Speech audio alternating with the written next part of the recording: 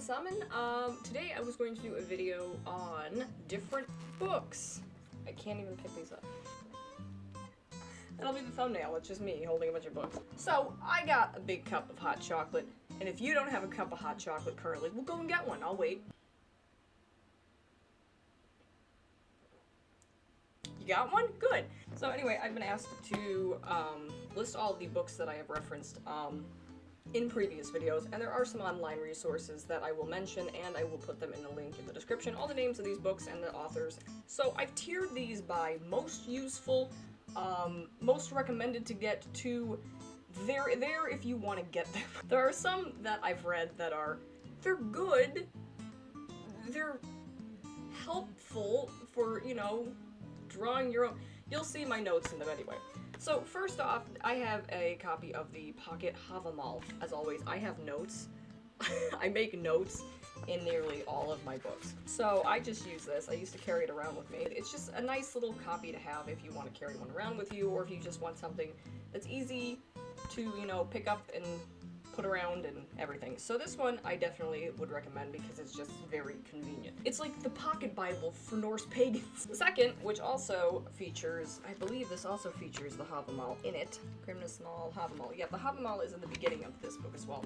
It is the Poetic Edda, and it is by Jackson Crawford, who also has a very informative YouTube channel if you're looking for the history of the Norse people and different pronunciations, because everybody knows by now that I can't pronounce shit. So yeah, I actually really like this particular version of the Poetic Edda because it's very easy to read. I would definitely recommend getting this one. Next off. I don't know why this one's next off. Actually, this one should be next off, but whatever.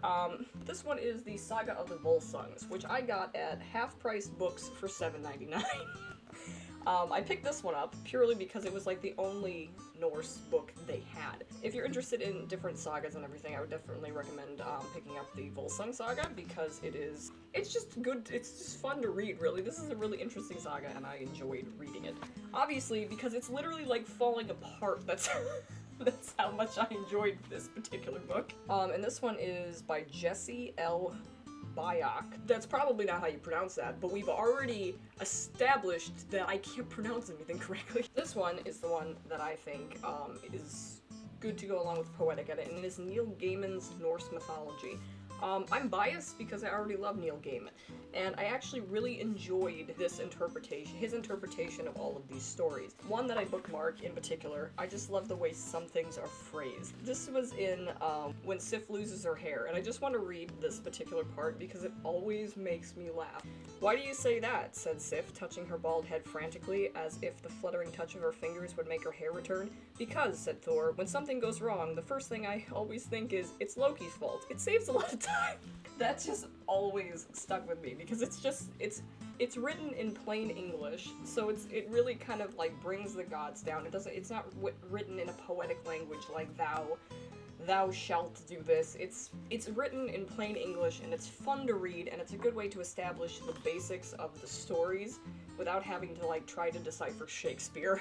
This just makes Thor just sound like a down-to-earth guy, like, you know what, it's Loki's fault, saves time, let's go get him. It's just delightful.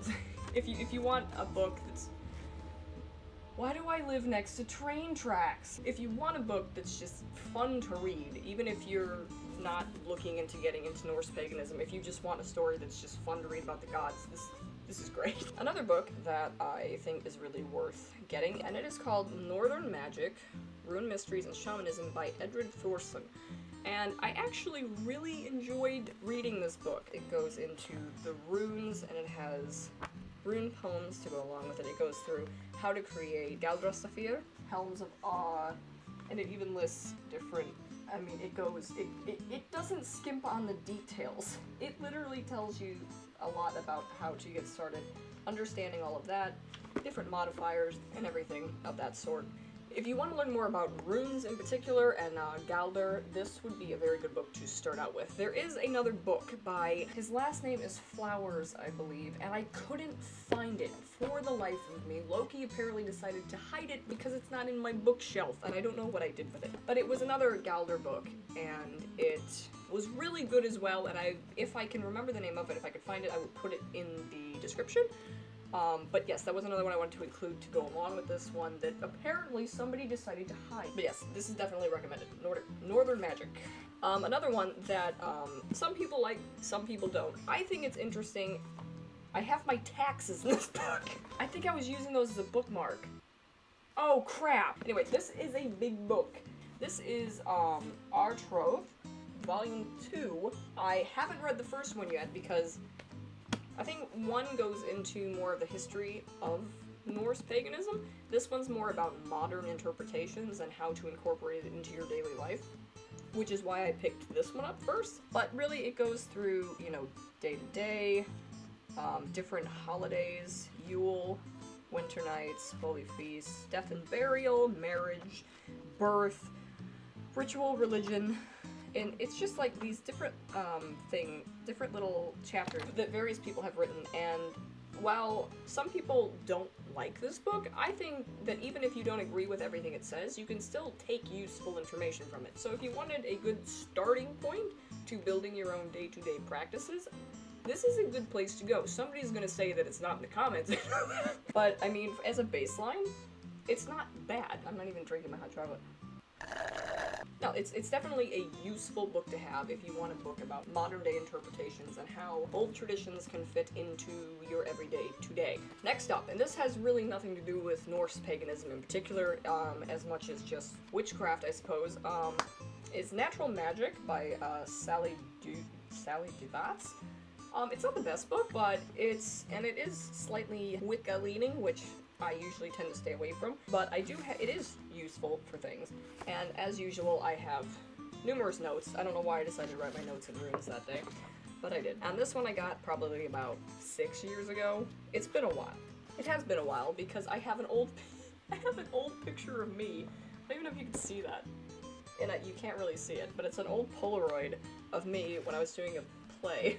But it goes into different herbs, different rituals, divination. Basically, if you want to learn more about witchcraft in general, as a side to your practice, this is good to go to because it has a lot of, and it explains different crystals, different herbs, different stones, and then it goes into different connotations for colors, plants, stones as they relate to specific spells. And it lists all of the connections that can be made with different utilities. So, all in all, it's not a bad book if you're looking for a witchcraft book. Now we're getting to the other two that I've read. I'm not saying you should buy them, but I've read them, so if you want to read them too, they're here. This one is called Runes and is by Soraya. Soraya? Whatever. This one I got it for $4.99 at half-price books. It's not bad. So it has different stories pertaining to specific runes. While they're not historically accurate, it's kind of a good way if you're just starting out working with runes. It's a good way to kind of like stick that in your memory so you have something to connect that rune to better remember it. So that's my way of thinking about this book. It's a useful, just kind of, it's there if you need it. I mean, I wouldn't say it's the best book. You can definitely find better books like the Northern Magic book that has different things about runes, and it does have rune poems in it. But this, it's not bad for what it is. It's definitely worth getting if you can find it for $4.99 at half-price books. And last but not least, we have The Runes by Svennson. Now, as I was going through this, preparing for what books I was going to put in this video, I flipped through this one because I wasn't sure if I was going to put this book in here, and I literally crossed some things out. This book tends to have a kind of Christianized flair to it. So, for instance, it talks about the triumph of good, and Loki, who, quote, was beginning to resemble Lucifer in his love of evil for its own sake. So I crossed that out, because, you know me, I'm on Team Loki. Okay, so Loki didn't just love evil for evil's sake, and especially in regards to he was beginning to resemble Lucifer. No. I'm sorry, no. I know I've seen a lot of people who read this book, and I mean, does it have some useful information about runes? Sure. Is it kind of biased in literally everything else? Yeah. And so, I mean, I don't even know where I got this at. I didn't buy this book. Maybe I did buy it. I don't know. I mean, it's at the bottom for a reason. It's here if you want it, so come get it. I mean, I guess if you were Christian and you wanted to learn about runes, it would be a good Christian book for learning about runes. Yeah, and then I just noticed this. I don't even know if I read past the first page, to be honest. It says the great god Thor, creator of life, reconstructs the globe. I don't think Thor was the one that created Ask and Embla. But you know what? Maybe I'm wrong, and Horik is right. At this point, I don't know what to do with this book, so there you go. And I have some interesting websites for anybody looking for specific websites. This one is Aldsidu. It's Old Saxon Heathenry. It is a blog website, but it has some interesting historical things about, like, historical holiday dates for Old Way heathens, and it's just different takes. Midsummer as it was or was not observed in heathen Germany, Scandinavia, and England. They have a bunch of different articles about historical things, which I find particularly interesting, so that's another useful resource. Hugin's Heathen Hof is another one that I find particularly useful. I found this website probably 4 or 5 years ago, and I like reading the articles on it. They also have different things about Old Norse language lessons, translation services, different lore. They have the Eddas and Sagas, the Havamal with 3 different translations. They also have heathen book reviews if you wanted to find other books. And then there's just different articles that they write about everything. And they're a really good source for modern day takes on modern day heathenry. There's another website. It's Galdr Saphir, Icelandic Magical Staves. I don't know if it actually has another name, but this is a good website if you're interested in learning about Galdr. And it goes into different staves. This can be used alongside the Northern Magic book. And yeah, it just kind of goes over history of runes. I mean, the webpage itself looks like it's out of the 1990s, but that's how you know it's good. That is my book list, and I hope you all found that helpful. I don't think that I have any more lurking around here. Anything else, I usually just read online. There's a lot of open source things that you can find. There are a lot of sagas and even the edits that are available online for reading. And that's definitely where I would suggest starting, because I know there's a lot of people who are like, I'm interested in Norse paganism, but I don't know where to start. And that's a common theme because, you know, I didn't know where to start either, so I stole a book from my library. I didn't steal it, I checked it out legitimately, I just didn't bring it back. But yeah, I mean, really just start, I would recommend starting with the Eddas, and then if there's any questions that you have, particularly about gods in the Eddas or a particular saga, my best advice is Google. I use Google consistently. If I don't know what particular person does what, I'll be like, okay, who's this? I forgot the names of the deer in Asgard at one point because I was talking to a friend about, they were playing Assassin's Creed Valhalla and they're talking about they didn't know about the deer, and I was like, oh, the deer, what are the names of the deer? So I typed in mystical Asgard deer into Google and it gave me, hold on, I'm gonna type this in right now.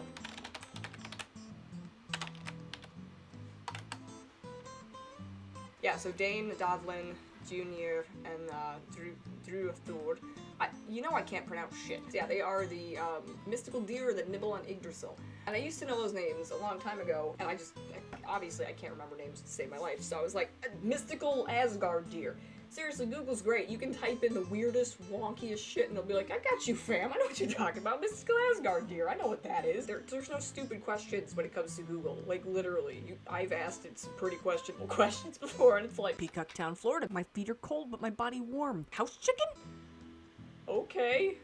Here you go. So really, I would suggest, that would be my suggestion, is to read all that you can read, and if you have further questions and you just can't find them in the book that you're reading, I would definitely recommend going to Google, because there's going to be at least somebody who's written on it, if not a simple to read Wikipedia article. Wikipedia is not bad. I don't know why everybody shits on Wikipedia. It's actually very decent. Of course, there are different groups online that you can also join with. I learned a lot from just friending other pagans on Facebook. Yes, I'm old and I still use Facebook. I know a lot of people don't use Facebook anymore, but actually it's been a really good resource for finding other people who are just great for answering questions or, you know, learning extra things. There is the Aldsidu community on Facebook that you can join that I know some people have a problem with them. I don't know why.